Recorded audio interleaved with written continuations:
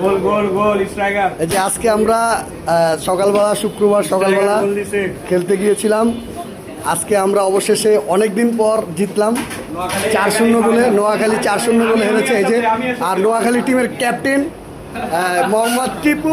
টিপু, তুমি কিছু বলো ভাই আজকে? ভাই দুঃখজনকভাবে আমরা 4-4টা গোল খেয়ে হেরে গেলাম। আমাদের দলের মেন দুটো খেলোয়াড় নাই, একজন অসুস্থ আর একজন ব্যক্তিগত কারণে ঢাকার বাইরে আছে। ইনশাআল্লাহ নেক্সট ম্যাচ আমরা ঘুরে দাঁড়াবো। আচ্ছা, ইনশাল্লাহ ইনশাল্লাহ। আর এই যে আমাদের দলের ক্যাপ্টেন মোহাম্মদ সোহাগ ইংল্যান্ড থেকে আগত, হ্যাঁ সে একটা গোলও দিয়েছে। আজকে তার মুখ থেকে তার বক্তব্য শুনবো যে এই জিতার উপলক্ষে।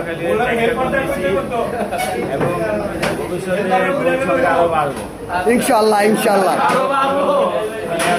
এই যে আমাদের নতুন নতুন আরো প্লেয়ার আছে, আজকে জয়েন হয়েছে নাহিদ, সামিউল, তারপরে এই যে জিদান নতুন দৌড়াইতে পারে না, এই যে বাইকনা আছে, বাইকনা আজকে একটা গোল ঠেকাইছে। আর এই যে আমাদের মূল প্লেয়ার আজকে ইনজুরি, সে আজকে মানে ব্যথা পাইছে, এর জন্য খেলতে পারে নাই।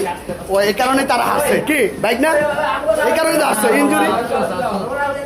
আর একা কিভাবে খেলবো এই আর কি। তারপরে যে আছে আমাদের আইনুল, আজকে ভালো খেলছে, অনেক ভালো খেলছে। নাইম, ও অনেক ভালো খেলছে।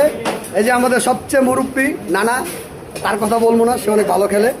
আর এই যে আমাদের বাইক না আরেকজন আছে। তারপরে সবাই যে খাওয়া দাওয়া চলতেছে, হ্যাঁ। আর যে শহীদুল কথা কমু না, দৌড়াইতে পারে না, ব্যাখিল মারে ব্যাখিল।